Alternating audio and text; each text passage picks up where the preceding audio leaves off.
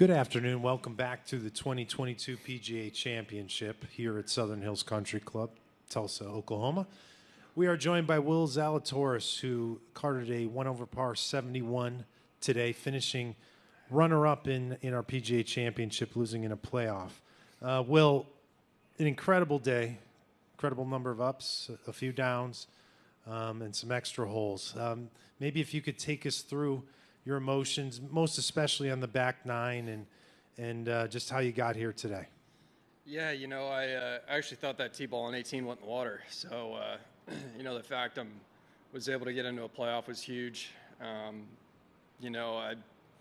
fought like crazy all day. I thought, I really thought I needed to make a few birdies, really kind of 12 through 15, and just was barely missing on the edges. And, speed got off a little bit. I had a lot of putts that were uphill but breaking about 1.5 feet, and they're just so hard to hit, especially out here, just because they can run away from you. But pretty proud of the resolve that I had. I think yesterday was really the day that, looking back on it, was pretty frustrated with. The first 9 holes I thought was really good experience, especially going forward. Especially after missing the cut last week, I'm obviously pretty proud to be sitting in this position, considering Saturday I would have never thought I would have been standing here. So, I was always, it felt like I was always 1, 2, 3 back. And then once I saw Mido hit on the water on 18, I knew that putt that I was going to have on 18 was probably to get into a playoff.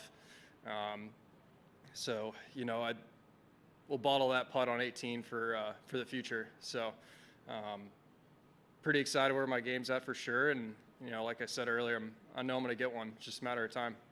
Sure. When you're in the final group as you were today, and then you're flipping to the playoff, how tough is that? Does time go fast?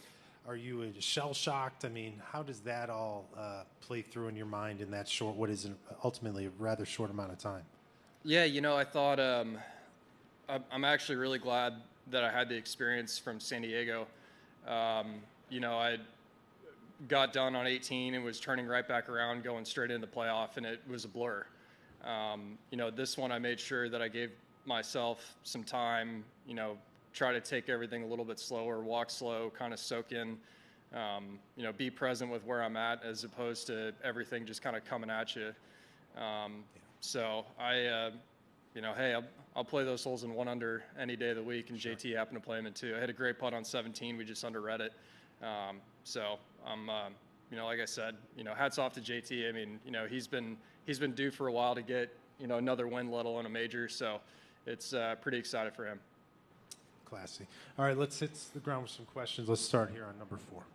Hey, Will, can you just walk me through the putts on 17 and 18 that essentially got you into the playoff, and kind of what you were feeling standing above those? And did you know kind of where you stood on the scoreboard at that point? Yeah, I did. I mean, I always know where I'm at, whether it's Thursday or Sunday. I knew that I needed to go, especially after messing up on 16.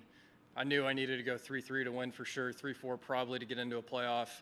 That was just really 3-3 would have guaranteed a playoff, let alone an outright win. But I knew I needed those putts. And, like I said, those are putts that you keep in the memory bank for the future.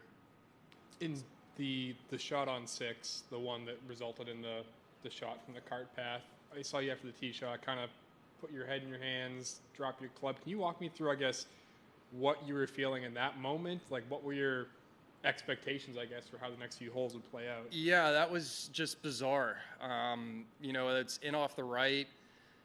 We just had to have caught just a random down gust. I can hit the ball far, but I can't hit a 5-iron 235.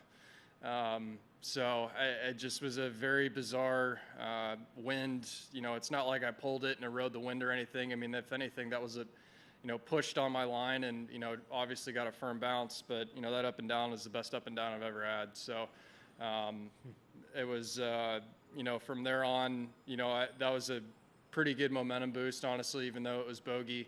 7's just a tough hole. And then when I made that par putt on 8, I knew that, was feeling really good about things. Let's go back right, John, on 8. I'm going to guess it's pretty rare to play a final round of a major with a college teammate. Was that of any benefit to you, or do you guys know each other so well that it really didn't matter at all? How was that? Yeah, even as caddy, Scott, we all went to college together. So it was a fun day. Obviously, we'll remember this day forever, but being able to share it with Cam was pretty cool too.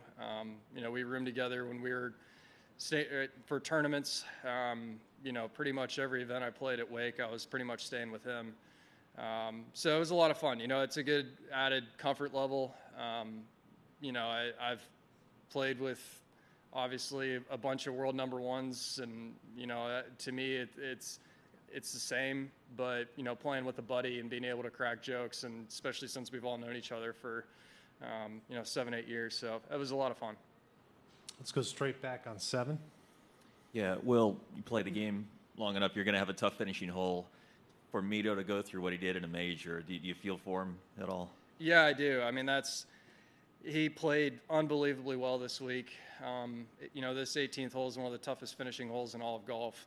Hats off to him for playing so well, and it just shows you between Cam, Mito, and myself, we all really came from the same Korn Ferry class, and in 1 year, we're obviously all 3 of us are contending in a major. So, he's an incredibly solid player, tee to green and on the greens. So, he's going to be a force to be reckoned with in the future. Yeah.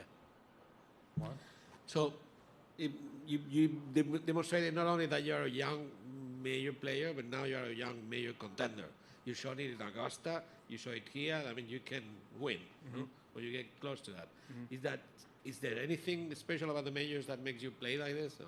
Yeah, they're just exciting. There's only 4 a year, and I think,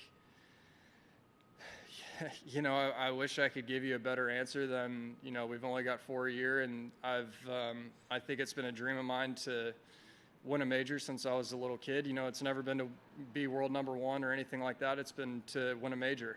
And, I grew up, when I lived in San Francisco, my dad was a member of California Golf Club, and there's a shrine for Ken Venturi in there with his U.S. Open trophy. There was some of Ben Hogan's stuff in there. And, being able to see that at a young age and say, hey, I want to get one of those. And seeing Jordan do it when I was in college, and obviously Scotty now. I think playing in these events, you need a lot of resolve, and at times I may be out of it, but I'm always going to give it 110%. So I know in the future I'm going to get one. And it looks that you've been contending like this for a long time. And you're talking about junior, you're talking about college. I mean, you're talking about a generation now coming with Mito and all that, but like with Shander at the Trans Am here. So you feel that generation has been with you forever, and you guys are going to do. Yeah, I kind of have to check myself sometimes, because I feel like I'm playing junior golf or college golf all over again, playing with Scotty, Mito, even JT. We've been playing together for almost 10 years. I mean, first time I played with JT, I was 13 in Cannon Cup on AJGA. So, I laugh at it because I feel like we're playing, obviously this is a major championship and this is the highest level, but we've been playing together forever. And so it's super fun to see. It's very motivating, obviously, when you see any of your peers do it, because, we've all played together since junior golf. And, like I said, it's exciting, and I know I'm going to get one. We're going to wrap it up here with one more on number 4. One more for me, but just in terms of playing under pressure, do you like playing under pressure? How do you like your game when you're playing in pressure moments like these? Yeah, I love it. If I didn't like it, I'd probably need to find a new career, right? Yeah, I mean, it's the same thing when people say, man, what's it like playing in front of the crowds? And the joke line I tell people is, don't forget about the 10 million at home. So it's even going through COVID with no fans, still it's the same pressure.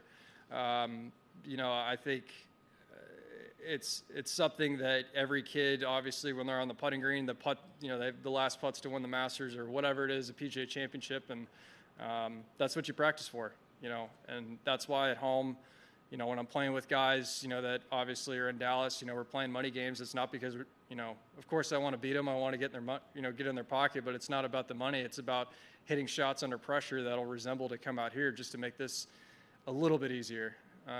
But I love it. I mean, this is what you live for.